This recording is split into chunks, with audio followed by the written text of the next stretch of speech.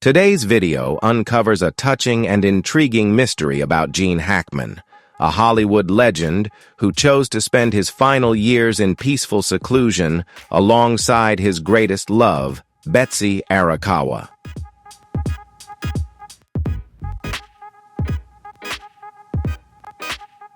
Was his passing simply the end of a beautiful love story? Or was there a hidden darkness, a tale of obsession and control lurking beneath the surface?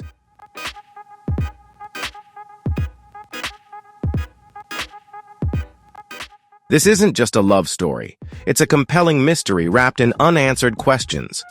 Was their fate shaped by deep devotion or a meticulously crafted scheme? Stay with us as we uncover the hidden truths behind it all.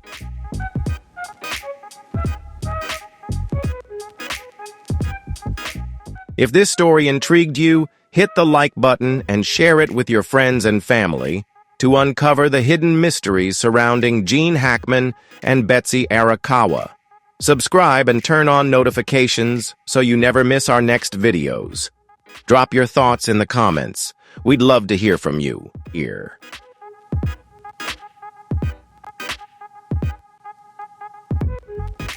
Betsy often sat on the sofa, her delicate hands flipping through the pages of a book, her gaze occasionally drifting toward her husband with a quiet mix of admiration and pride. Their love story began in the 1980s, after Gene Hackman's marriage to Faye Malt ended, leading him to find solace in Betsy Arakawa, a graceful and refined classical pianist. There were no grand gestures or red carpets, only heartfelt conversations and steadfast devotion.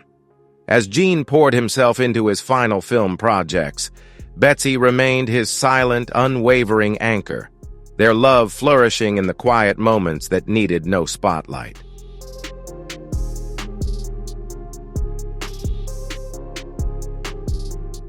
They eventually discovered their refuge in Santa Fe, a place where they could savor life far from the glare of Hollywood.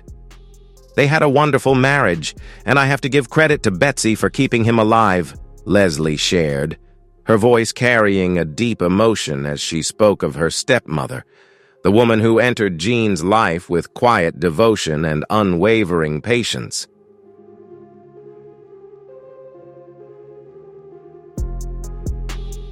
For 33 years, Gene and Betsy crafted a life of quiet solitude, filled with peace and simplicity. Their days were spent tending the garden, taking evening strolls, and soaking in the soft melodies of classical sonatas as Betsy played the wooden piano in their living room. Leslie once joked that some days, her father and Betsy didn't need words. They spoke in glances that said everything. Gene never craved noise, especially after stepping away from Hollywood.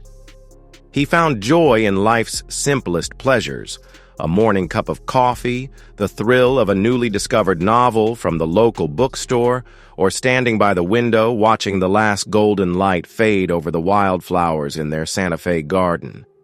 He was no longer Gene Hackman, the Hollywood legend, just a man savoring the beauty of each passing moment.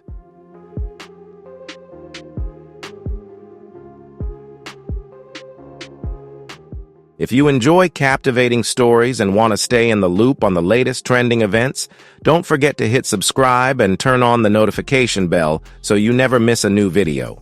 Share your thoughts in the comments. What do you think about these theories? We'd love to hear from you and explore even more intriguing stories together.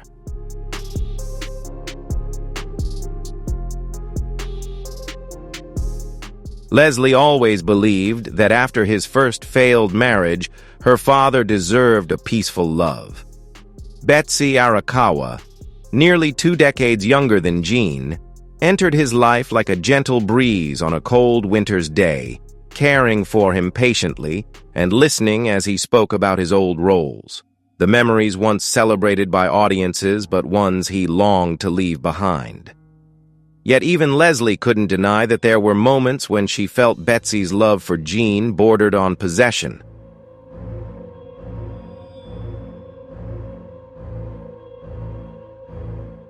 The unanswered calls when Leslie tried to reach her father, The visits where Betsy's eyes couldn't hide a flicker of suspicion. When hugging Jean, Betsy was always gentle, sweet. But Leslie knew that sometimes the sweet control was more suffocating than any command. After the police had cleared the scene, Leslie finally dared to enter her parents' bedroom. Everything was nearly untouched, but it was precisely this intactness that made her shiver. A glass of water by the bedside, a bottle of sedatives neatly placed, the blanket folded halfway, as if someone had woken up and changed their mind. There were no signs of a struggle, no screams, no signs of fear, only silence, the terrifying silence of two people waiting to leave together.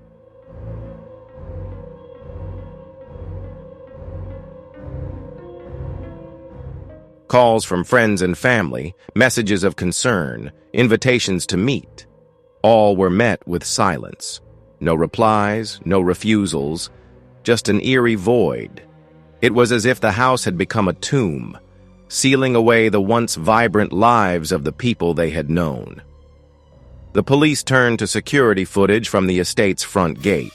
The last recorded video was from February 13th. In it, Gene Hackman, wearing a silver-gray sweater, stepped onto the porch to collect the morning mail. He paused, glanced around the garden, then bent down to pet their loyal old dog. A moment later, he turned and walked back inside, the door closing softly behind him, his final recorded step into a mystery that no one had yet uncovered.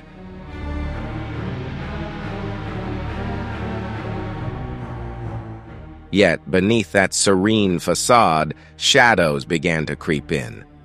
No one could say exactly when it started, but Leslie admitted that despite her father's remarkable health, an unshakable feeling of unease lingered, something she couldn't quite put into words. At times, his voice carried a heaviness she hadn't heard before. His gaze seemed distant, as if he were guarding a silent truth buried deep within.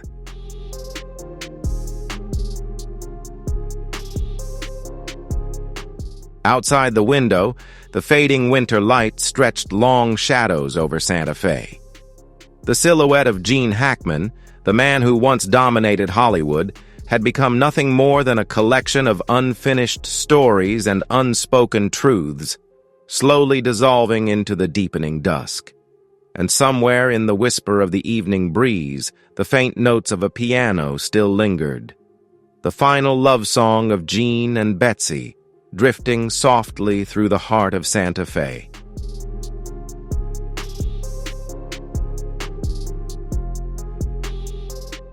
Behind the dark wooden door, the lock was undone, a small detail that made the officer pause. In Santa Fe, where trust still ran deep, an unlocked door wasn't unusual. But for Gene Hackman, a man known for his careful nature, it felt strangely out of place.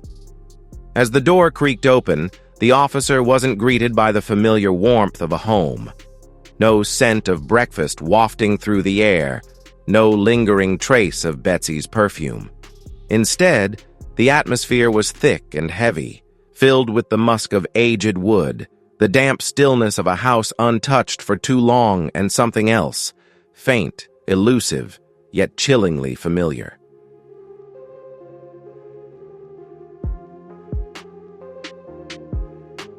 In the dim light filtering through the curtains, Gene Hackman and Betsy Arakawa lay side by side on the deep brown sofa, their bodies still yet serene.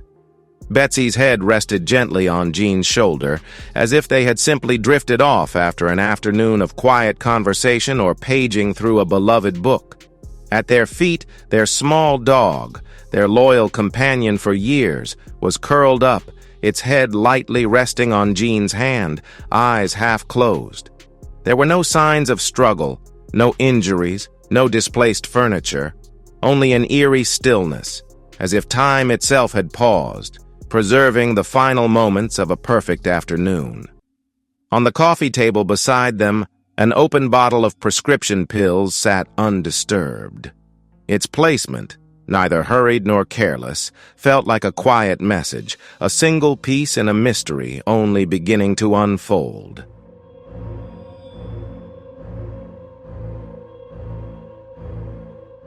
The answer left with Betsy, the last pills, the whispered words exchanged between them in those final quiet weeks. All of it vanished with their last breath. The Santa Fe police found no signs of violence or coercion. No one knew who held whose hand first, or who placed the last pill into whose mouth. Perhaps that truth belongs only to them, two souls who loved each other, bound themselves together, and crossed the final boundary between love and ending, between freedom and control, between life and death.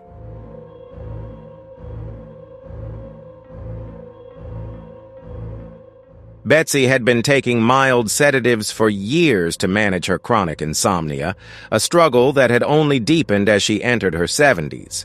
Gene often joked with friends that while he would fall asleep with ease, Betsy would spend an hour tossing and turning before finally drifting off. Yet Leslie insisted there was never any indication that her stepmother's condition was severe enough to lead to something tragic. The most unsettling detail, however, was the distortion of time. Police couldn't immediately determine when the couple had passed. Was it a day ago, 2 days, or even longer? Inside that house, time felt warped, stretched, leaving behind no clear markers. The teacups on the kitchen counter were bone dry, yet untouched by dust or mold. The clock on the wall had stopped at an unknown moment, its minute hand frozen at 3, as if the house itself had held its breath, bearing silent witness to their final hours.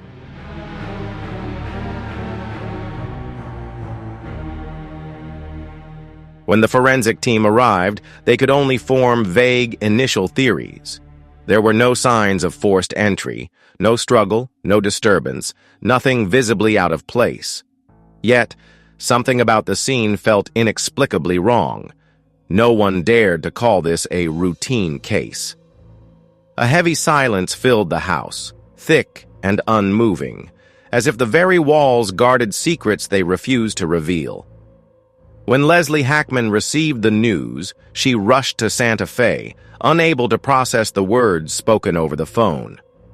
The father she had always known as strong and unwavering now lay motionless beside the woman he had cherished for decades.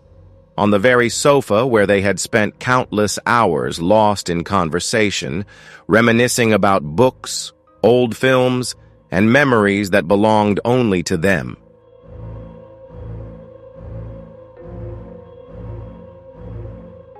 Police classified it as a suspicious case, yet no one could say for certain what truly happened behind those closed doors. Was it a tragic accident? A silent pact? Or an unexplainable twist of fate? Two weary souls finding peace together after a long, exhausting journey? Whatever the truth, Leslie was left with more questions than answers. Too many words left unspoken, and now only secrets. The once vibrant home, filled with warmth and laughter, had become a house of secrets, where every brick, every doorway, every lingering breath seemed to whisper fragments of a puzzle waiting to be solved.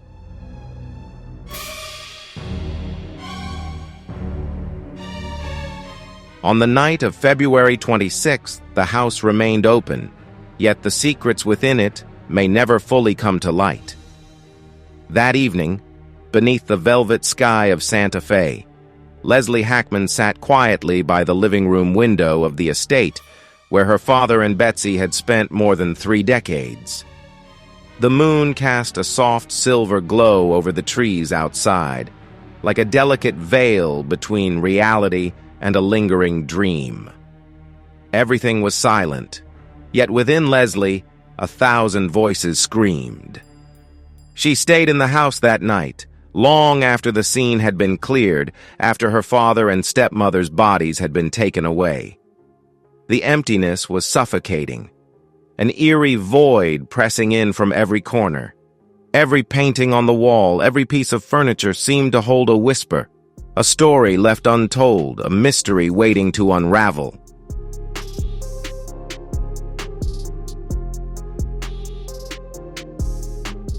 Leslie wasn't superstitious, but she believed in signs. As she stepped into the living room where Gene Hackman and Betsy Arakawa had been found, an unsettling feeling settled over her, one that told her the truth wasn't as simple as the police had claimed. Sitting in Betsy's old armchair, she listened to the wind outside, its whispers drifting like a sigh through the darkness. Memories flooded back, especially one quiet afternoon when she had asked Betsy, "Who will take care of whom if Gene becomes frail?" Betsy had smiled softly, but there was a flicker of sadness in her voice. "I don't want to be left behind. I can't imagine this house without him."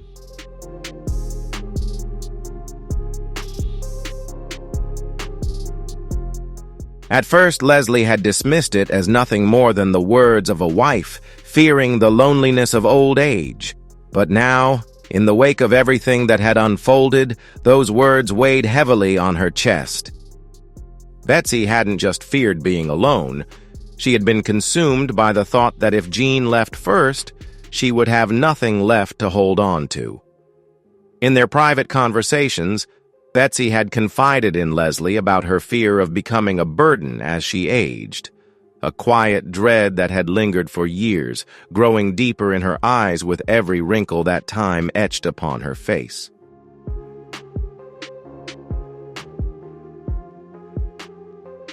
Leslie had never been one to pry into her father and stepmother's private lives, but when she accidentally spotted Betsy's prescriptions on the kitchen table, a wave of unease washed over her. It wasn't just the usual mild sedatives. There were medications for acute anxiety, chronic insomnia, and silent panic attacks no one had ever seen. These pills hadn't appeared by chance. Betsy had sought them out, requesting them from her doctor, each prescription a quiet testament to a struggle she had kept hidden from the world.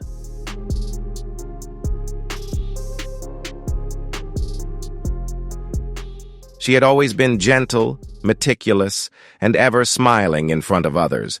But now, sitting alone in this hollow house, Leslie wasn't so sure. Had their overwhelming silence concealed a secret, one meant only for the two of them? Old rumors drifted back into her mind. In the 90s, when Gene first spoke about leaving Hollywood for a quieter life with Betsy, she had once uttered something her closest friends never forgot. "If one of us goes, the other will follow." At the time, no one had given it much thought. It seemed like nothing more than a romantic sentiment, a simple vow of "till death do us part."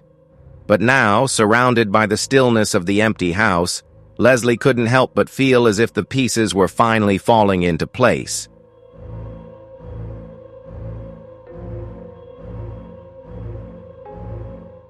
The police found no signs of struggle, no violence, no forced entry, no hidden threats, just two people who had spent over 30 years together, seemingly choosing to end their story side by side. The prescription pills beside them were not left there by chance, nor in haste. They had been placed with intention. "I don't think my dad wanted to go like this, but maybe he chose to leave with Betsy because of love," Leslie whispered into the phone, her voice unsteady as she confided in a close friend in the dead of night.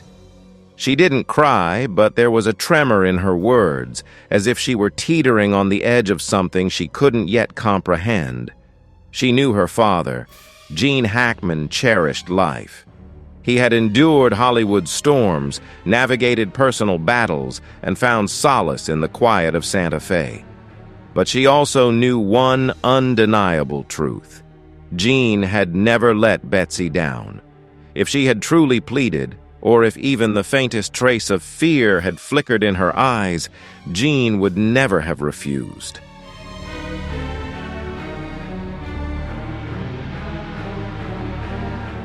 Some questions will remain forever unanswered.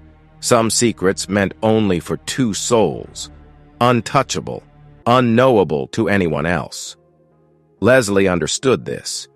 No matter how much of her life she devoted to unraveling the truth, if a death pact existed.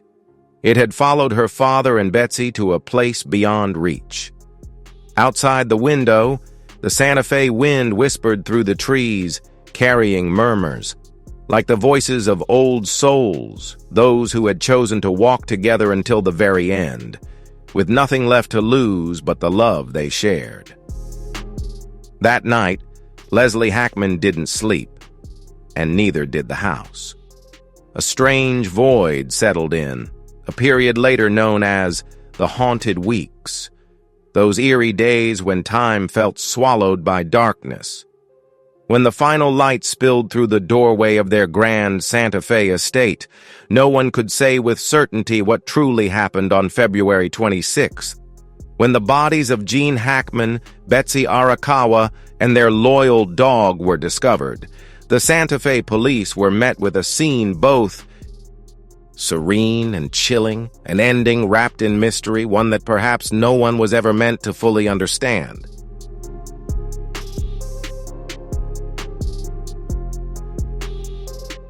There were no signs of forced entry, no displaced furniture, no traces of violence. Yet the air inside felt heavy, suffocating, as if every lingering breath carried the whispers of two souls that had quietly slipped away. The initial report revealed that Gene and Betsy's bodies showed early signs of decomposition. Not grotesque, but enough to confirm that life had left them some time ago. It suggested they hadn't passed just hours or even a day or two before being found, but possibly many days, perhaps even weeks, earlier. Their final moments fading into the silence of an empty house long before the world took notice.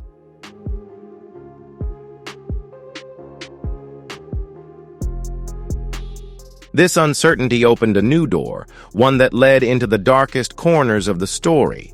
Police went from house to house, questioning neighbors about the last time they had seen Gene and Betsy. The answers were eerily similar. "I'm not sure. It feels like it's been a while. I don't think I've seen anyone come or go since mid-February. The door was always closed, the curtains drawn shut. I assumed they were on a trip." No one could recall the exact date. No one had noticed anything unusual, except for the silence. A heavy, lingering stillness that clung to every brick, every window frame, as if the house itself had been holding its breath, waiting for someone to notice.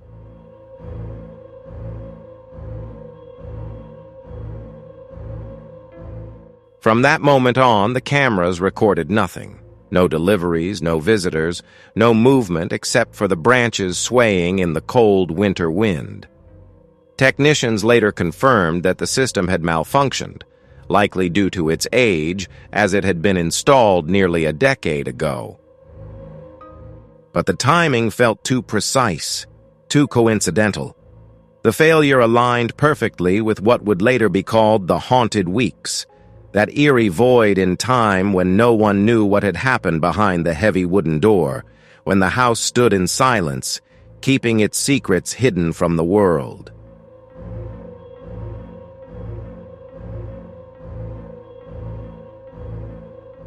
February 26th began like any other day in Santa Fe.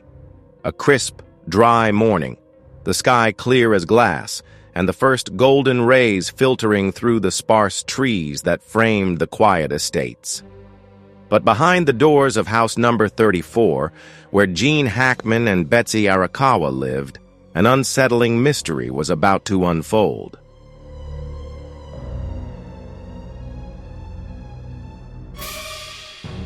Local police received a call from a concerned family acquaintance who had been trying to reach Gene and Betsy Hackman for nearly a week, without a single reply. Even Leslie Hackman, Gene's daughter, had been unable to get through. A creeping unease settled in, but she never let herself imagine the worst. As the first officer stepped onto the porch, the gravel crunching beneath his boots, he was met with an eerie stillness. This house had been a haven of love for over 3 decades, every tree and shrub carefully tended by Gene and Betsy. But that morning, something felt different, empty, cold, as if time itself had suddenly stopped.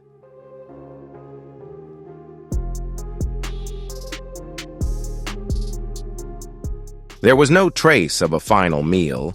The dishes in the kitchen sat untouched, and the refrigerator remained neatly arranged, showing no sign that anyone had recently cooked or cleaned.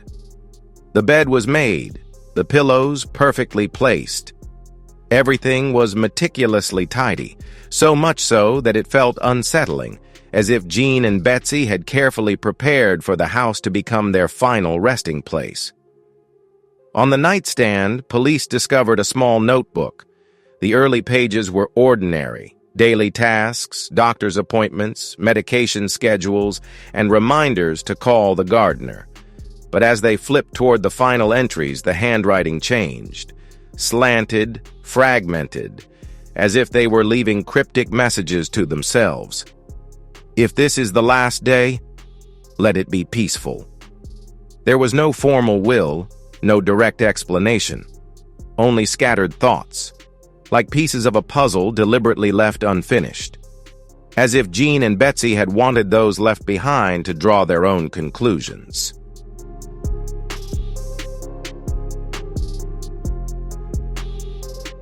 What did they do in their final weeks? Perhaps Jean and Betsy spent their days together on the window seat in the living room, gazing out at the garden where flowers still bloomed, defying the harsh winter. Maybe they played the classical pieces they both adored, those melancholic sonatas by Chan, or the gentle piano melodies Betsy had once played in her youth. Or perhaps they simply sat in silence, hand in hand, no longer needing words, for after more than 30 years together, words had become unnecessary, and perhaps, together they made their final choice, not through loud declarations or fear, but as two people who had lived their journey fully, deciding to leave together. They closed the door on their shared life in the home they had built and loved, leaving behind a quiet, unspoken peace.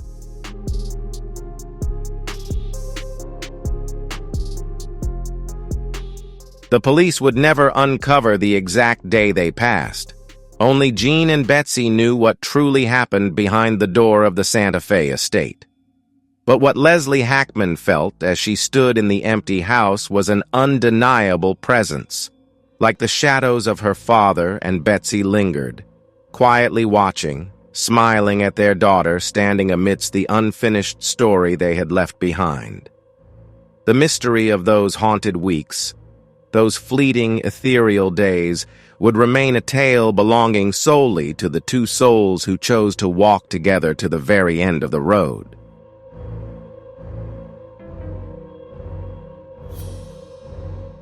As Jean aged and his health began to decline, Betsy's grip on him tightened. Medications, doctor's appointments, even the meals, everything was dictated by her. Leslie often found herself questioning whether Betsy truly loved her father, or if it was the power of controlling his life that she valued more.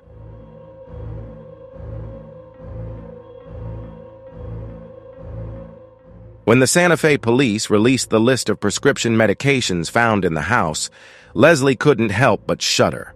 Heart medication, blood pressure pills. Of course, those made sense for Jean's age. But buried among the familiar prescriptions were powerful sedatives and high-dose painkillers, medications typically given to patients with terminal illnesses. Jean wasn't suffering from cancer. Jean wasn't terminally ill. So why had Betsy requested these kinds of medications from the doctor?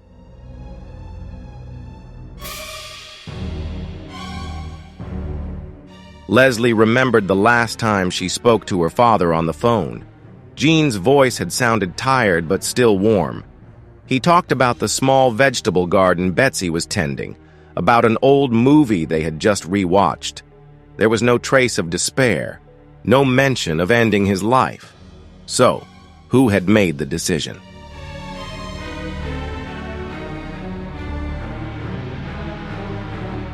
From old messages Leslie found on Betsy's phone, the first clue emerged in December of the previous year. Betsy had texted a close friend, "I'm afraid to live if Gene dies before me. I can't imagine a day without him by my side." In January, another message read, "If I could, I would just want us to leave together hand in hand." These messages were chilling. More than just simple confessions, they felt like pieces of a plan, quietly falling into place.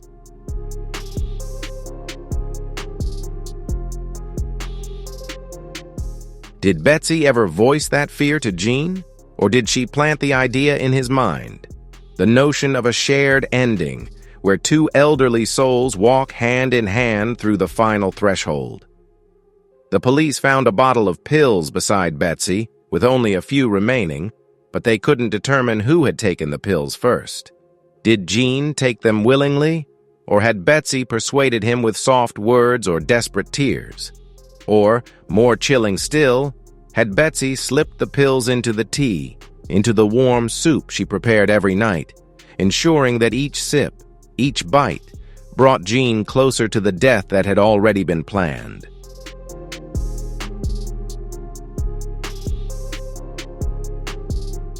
Leslie flipped through her memories. Moments when Betsy held Gene's hand in front of others, when she gently adjusted his scarf, the way she looked at him as if he were her entire world. But now, everything felt clouded. Could it have been deep love? Or had it been a subtle manipulation that had lasted for 30 years? Leslie didn't know, and perhaps she wasn't sure if she wanted to. What Leslie did know was that without Betsy, Gene wouldn't have found the peace he had during his final years.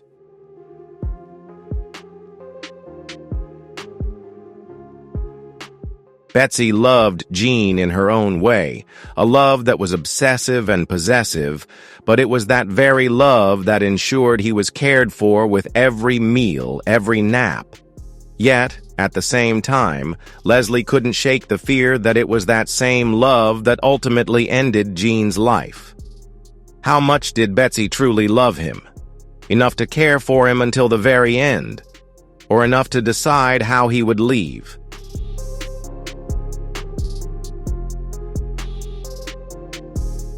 Leslie visited her father in early February when the crisp winter air still clung to Santa Fe. "He looked great," she recalled. "He was cheerful, joking around. We even talked about his garden plans for spring." She never imagined it would be the last time she'd hear his warm laughter echo through that quiet home. There were no signs of frailty or illness. Gene Hackman remained the man he had always been, strong, full of life, yet carrying an unspoken truth within him. Betsy, too, was unchanged, her gentle smile and soft voice filling the room as she called his name. Like two old sparrows, they leaned into each other, sharing their final moments of warmth as the day quietly faded away.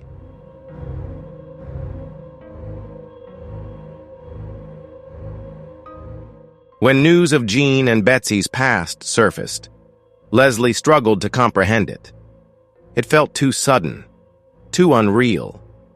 She had always envisioned her father, strong, resilient, and endlessly hopeful, living another decade. And Betsy, the woman who had stood by him like a shadow. How could she have vanished so abruptly? "I'm grateful to her for that, and I'm deeply saddened by her passing," Leslie told the media, her voice weighted with sorrow. The grief of a daughter who had not only lost the father she had always seen as a hero, but also the woman who had devoted over 3 decades to loving and caring for him.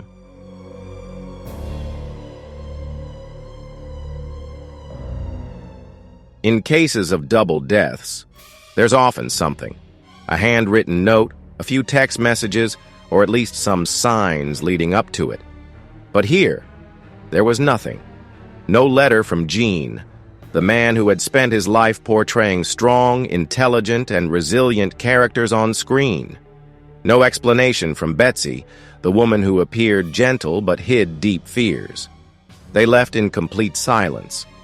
What remained were only the silent pills, a few empty bottles, sleeping pills scattered on the table, and empty glasses by the bed. The police had hoped to find something, security footage, diaries, messages, emails, but the front door camera had stopped working in mid-February. Jean's journal ended on Christmas. Both phones were empty, no calls, no unusual messages in the 3 weeks before they were found. The house remained silent.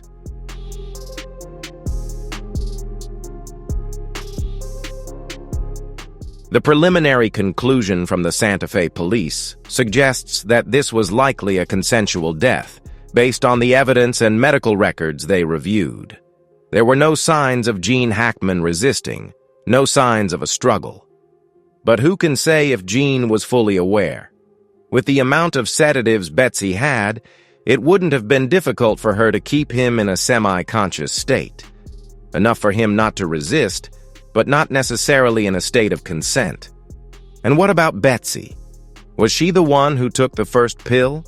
Or was it Gene, the man too weary after years of illness, choosing to hold the hand of the last woman in his life and walk together to the end of the road?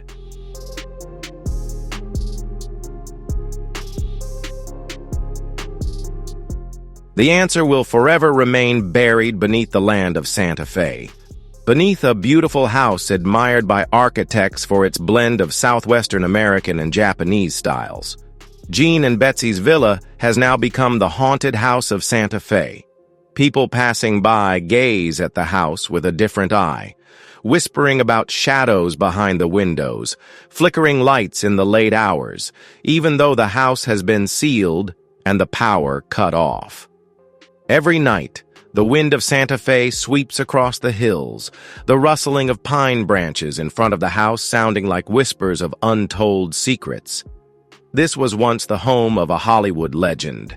Now it stands as a tomb, holding questions without answers.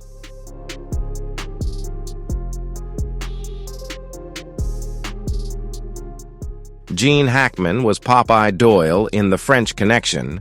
He was Lex Luthor, iconic characters of toughness and resilience. But behind the spotlight, Gene Hackman ultimately became the central figure in a real-life tragedy, one defined by silence and dependence. After leaving Hollywood, Gene retreated into a small, secluded world with Betsy. No more stage lights, no more red carpets, just the quiet passing of days. Mornings spent sipping coffee, gazing out at the garden, and evenings watching his old films on the screen.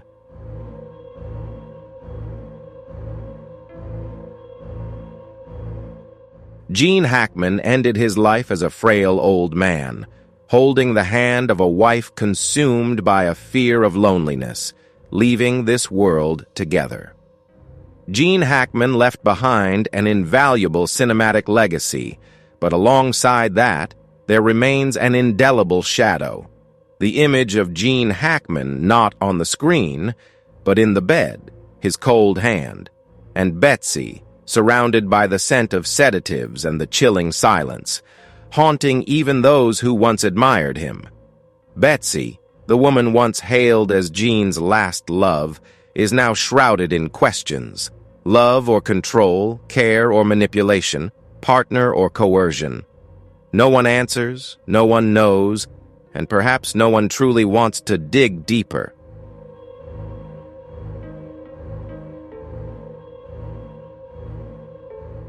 After the police made their preliminary conclusion, Leslie Hackman left Santa Fe. She didn't push to reopen the case, nor did she speak to the press. Some truths are better left buried, some doors should remain closed forever, because when opened, they only reveal coldness, loneliness, and voids that can never be filled. Gene Hackman, a Hollywood legend, a father, a husband, passed away not amid applause or final praise, but within 4 walls of silence, with the woman who loved him obsessively. He left behind a brilliant legacy and a question mark that will linger forever.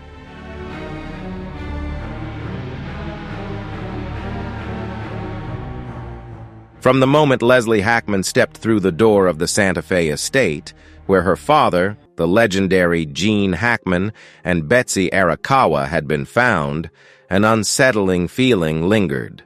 Sadness, of course, but beneath it, a quiet voice kept whispering, "Something's not right." At first, she brushed it off. Betsy had been with Gene for over 3 decades, caring for him, worrying about him, loving him in ways Leslie couldn't. But the longer she stood in the eerily silent house, gazing at the scattered pill bottles on the nightstand, the neatly kept prescriptions Betsy had hidden away, the more her doubts began to grow, festering in the corners of her mind.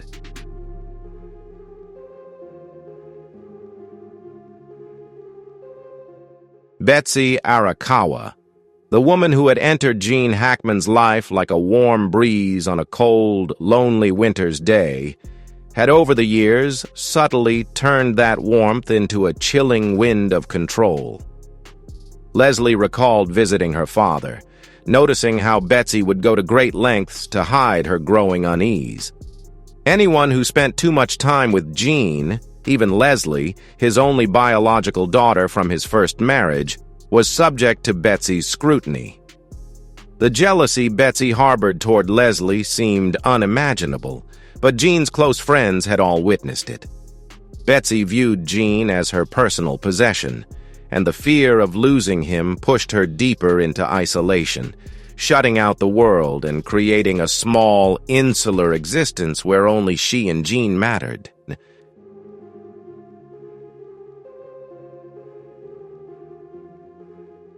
Leslie couldn't stop wondering whether Gene Hackman, her father, had truly consented or if Betsy, terrified of losing him, had taken his hand and dragged them both into the abyss. Betsy loved Gene. No one could deny that. But how much did she love him?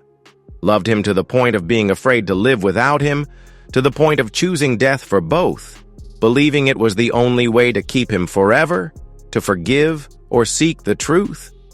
The police called it a mutual death agreement. But was that consent truly fair? Leslie knew there were couples who had spent their lives together, sharing everything, and in the end, chose to go together. But usually, there would be a farewell letter, explanations to comfort the children and grandchildren, easing the pain for those left behind. Gene Hackman left nothing, nor did Betsy. Only the pills and 2 cold bodies lying side by side.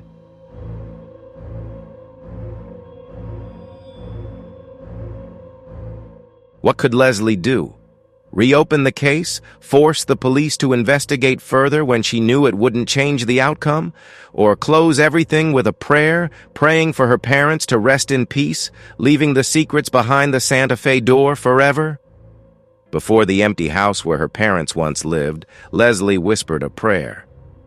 Not for justice, not to uncover the final truth, but for forgiveness.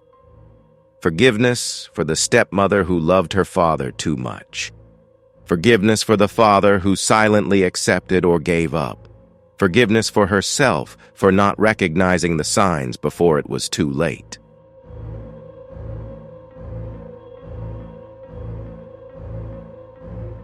The Santa Fe wind blew once more, carrying with it the quiet prayers of a daughter standing between forgiveness and the longing for truth. She didn't need to know who took the first pill. She only hoped that in another world, Gene Hackman could smile with relief, and Betsy could love without fear. The door of the house closed behind Leslie. The secrets of Santa Fe slept peacefully. The story ended, but the pain and love would forever remain.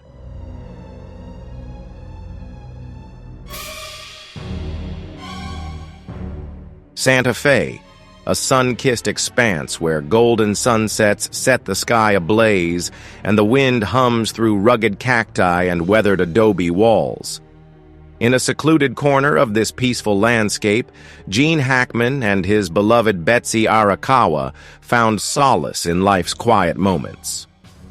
At 95, Hackman remained a symbol of quiet resilience, his legendary Hollywood presence still flickering in his eyes, and the gentle smile he shared while brewing green tea, stepping onto the porch to greet the morning light. His daughter, Leslie Ann Hackman, called these her father's golden days, not with sorrow, but with deep admiration for his unwavering spirit. To her, those final years weren't about fading into obscurity, but about embracing life as he always had, aging, yet standing strong.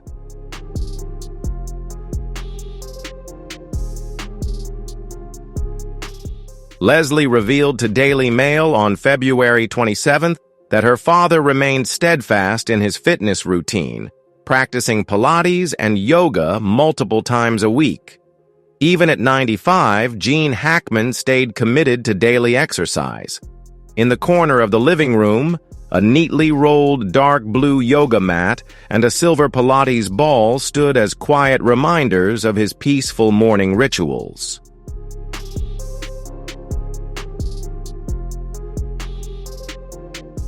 Thank you all for watching this video.